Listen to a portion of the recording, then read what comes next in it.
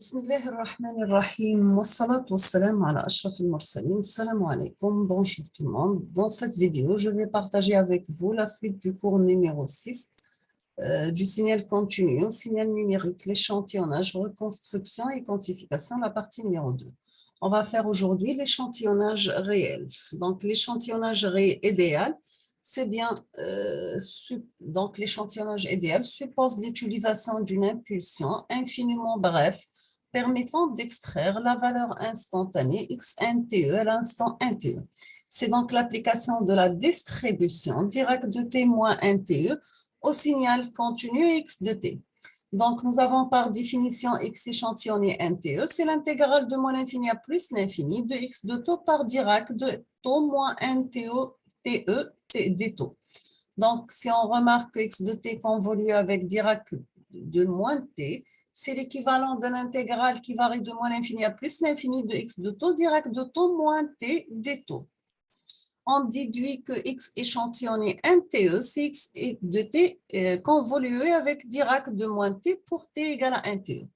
Donc, nous avons que l'échantillonneur est assimilable à un filtre de réponse impulsionnel Dirac de moins T. Pour l'échantillonnage réel, en pratique, on n'a pas une impulsion infiniment bref. Donc, l'échantillonneur, c'est assimilable à un filtre de réponse impulsionnel H de moins T. Voici l'expression d'un échantillon réel. X échantillonné de E de NTE, c'est X de T convolué avec H de moins T pour T égale à NT, la période d'échantillonnage. X échantillonné de NTE, c'est X de T convolué avec H de moins T par Dirac de T moins N, la période d'échantillonnage. Donc, d'où l'expression du signal échantillonné réel. X échantillonné de T, c'est X de T convolué avec H de moins T par une somme de Dirac de T moins NTE. La somme varie de moins l'infini à plus l'infini. Voici un exemple d'échantillonnage réel par moyennage simple. Donc, nous avons que l'échantillonneur moyenneur dont des échantillons correspondent à la valeur moyenne de X de T prise sur un intervalle de durée delta T. On prend H de T comme H de T égale à 1 sur delta T, une fonction porte de période grand T centrée delta T sur 2. Donc, l'expression du signal échantillonné devient X échantillonné approximé. C'est la somme de N varie de moins l'infini à plus l'infini de X échantillonné approximé de NTE par Dirac de T moins NTE. Donc, voici l'échantillonneur. C'est X de T avec une TE, donc on obtient X échantillonné de T. Bien sûr, un seul échantillon, c'est la valeur moyenne de X de T prise sur des intervalles de durée delta T, le temps de fermeture de l'interrupteur. Donc, on obtient que Xn TE, c'est 1 sur delta T, l'intégrale de NTE sur N de TE delta T par X de T dt. Quelle est la transformée de Fourier d'un signal échantillonné? La question, que devient le spectre du signal X de T après échantillonnage réel? Donc, l'expression du signal échantillonné avec un échantillonneur réel, eh bien, X échantillonné de T, c'est X de T convolué avec H de moins T par une somme de Dirac de T moins NTE pour N varie de moins l'infini à plus l'infini. D'après Plancherel, nous avons X échantillonné de F, c'est X de F par H de moins F, convolué avec la fréquence d'échantillonnage par la somme de Dirac de F moins NF échantillonné. N varie de moins l'infini à plus l'infini. Donc, nous avons H de moins F, c'est le H conjugué de F. Donc, pour une réponse impulsionnelle H réel. Donc, pour un échantillonnage idéal, nous avons X échantillonné de F. C'est la fréquence d'échantillonnage multipliée par une somme de grand X de F moins N, la fréquence d'échantillonnage. N varie de moins l'infini à plus l'infini. L'interprétation, c'est que l'expression des X échantillonnés de F est identique à XE de F. Bien sûr, un terme de pondération, X conjugué de F près. Donc, le terme de pondération n'influe pas sur la condition de Shannon. Le terme H conjugué de F introduit une distorsion sur le spectre par rapport au cas idéal. Donc, cette distorsion est d'autant plus faible que H de F est constant, la bande moins la fréquence d'échantillonnage divisée par 2 et la fréquence d'échantillonnage sur 2. Voici un exemple d'échantillonnage réel, soit x de t un signal dans le spectre et un support borné. On réalise un échantillonnage réel par moyennage simple. Donc, nous avons h de t est égal à 1 sur delta t. Une fonction porte de durée delta t centrée de t moins delta t sur 2. Donc, la fréquence, la transformée de Fourier h de f, c'est sinus cardinal f pf delta t par exponentielle moins gpf delta t. Donc, d'où le résultat précédent, on aura x échantillonné de f, c'est la fréquence d'échantillonnage multipliée par une somme qui varie de moins l'infini à plus l'infini, de xf moins n, fréquence d'échantillonnage, par x, par h convolué de f moins la fréquence, f moins n par la fréquence d'échantillonnage. Donc, voici x échantillonné en fonction de delta t. Ici, pour delta t égale à 0,5, une fréquence d'échantillonnage égale à 20 Hz. Vous avez en vert le signal échantillonné, en bleu x de f et en rouge le module de x de f. Ici, c'est pour delta t égale à 0,1 et ici pour delta t égale à 0,01.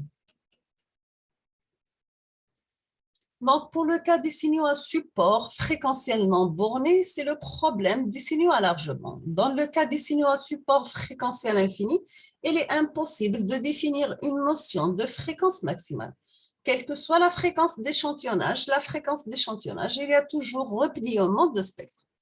Donc, nous avons que les signaux réels comportent souvent une composante fréquentielle à large bande due à la présence de bruit. Ce sont des perturbations aléatoires, ce qui imposerait une fréquence d'échantillonnage importante. La solution, c'est bien un filtrage anti-repliement. C'est-à-dire, on va numériser un signal x1 de t qui sera le résultat d'un filtrage passe-bas idéal du signal x de t à support fréquentiel infini ou bien à large bande. D'une manière générale, afin de garantir la condition de Shannon, il faut utiliser un filtre passe-bas anti-repliement de fréquence de coupure FC inférieure à la fréquence d'échantillonnage divisée par 2. Donc, voici un exemple d'un filtre passe-bas anti-repliement. Et la sortie X1, ça va passer par un échantillonneur. La reconstruction. Le problème, si on va échantillonner un signal x de t en respectant le théorème de Shannon, comment fait-on pour le reconstruire à partir des échantillons? Donc, x de t, échantillonnage x échantillonné, comment faire pour faire la reconstruction et arriver à x de t?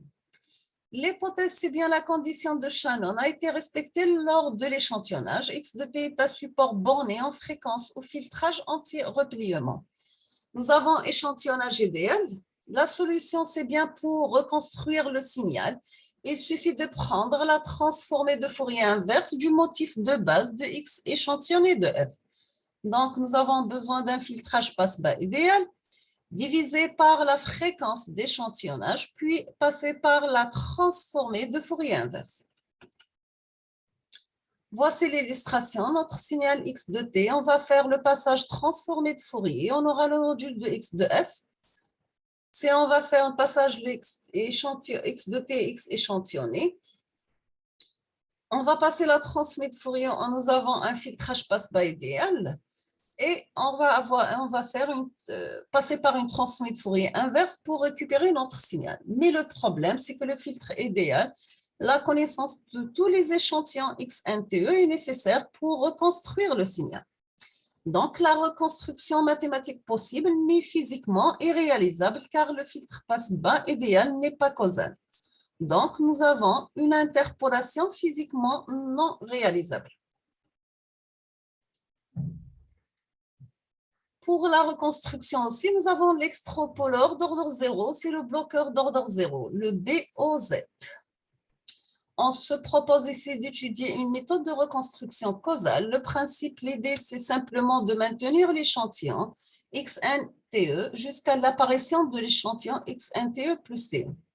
Donc, nous avons x0 de t égale à xNTE pour t compris entre NTE et n plus 1 TE, quel que soit n. Ou bien, on peut écrire x0 de t, c'est la somme de xNTE par une fonction porte TE centrée t sur 2 moins n sur la période, n fois la période d'échantillonnage. Donc, quelles sont les conséquences en fréquence? C'est bien le calcul de la transformée de Fourier de x de t. de x0 de t. Donc, on remarque que on peut écrire x0 de t, la forme x échantillonnée, par une produit de convolution de la fonction porte. Donc, on obtient x0 de f, c'est sinus cardinal pi fte par exponentielle moins g pi fte par 1 sur la fréquence d'échantillonnage x échantillonné de f. Donc, le spectre d'amplitude du signal reconstruit par le bloqueur d'ordre 0 et celui du signal échantillonné déformé par le terme sinus cardinal pi fte. Nous avons une remarque que l'expo est strictement complexe, pas de modification d'amplitude, mais une modification de la phase due au décalage temporel par la période d'échantillonnage divisée par 2. L'interprétation de l'extrapoleur d'ordre 0, nous avons que la transmise Fourier du signal reconstruit par l'explorateur d'ordre 0 s'écrit par la formule suivante, sachant que x0 de f, c'est le spectre du signal échantillonné pondéré par la transformée du Fourier du signal porte de reconstruction. Le constat, c'est bien nous avons une déformation de la bande centrale entre moins la fréquence d'échantillonnage divisée par 2 et plus la fréquence d'échantillonnage divisée par 2. Nous avons aussi la présence de composantes haute fréquence, l'atténuation de distorsion, l'augmentation de la fréquence d'échantillonnage. On peut ainsi choisir pour le filtre passe-bas une fréquence de coupure inférieure à la fréquence d'échantillonnage divisée par 2. On termine avec la quantification. Nous avons le rôle, c'est approximer chaque valeur du signal échantillonné xe de t par un multiple entier d'une quantité élémentaire Q, appelé le pas de quantification ou bien le quantum. C'est Q est constant, quelle que soit l'amplitude du signal, on parle de quantification uniforme. Dans tous les cas, la quantification, c'est une perte d'informations. Le principe, c'est qu'il existe principalement deux modes de quantification, soit par arrondi, si nous avons n-1, moins 1 demi x échantillonné compris entre n moins 1 demi fois q et n plus 1 demi fois q. Donc, x échantillonné associe le code n ou bien la valeur nq. Soit par quantification par truncature, si nous avons x échantillonné compris entre nq et n plus 1 fois q. Donc, la x échantillonnée est associée à le code n ou bien la valeur nq. Donc, la quantification introduit une erreur modélisable mathématiquement qu'on peut considérer comme une variable aléatoire. Donc, voici un tableau qui résume les bits par échantillon, la résolution en quantification linéaire, les plages dynamiques avec leur application.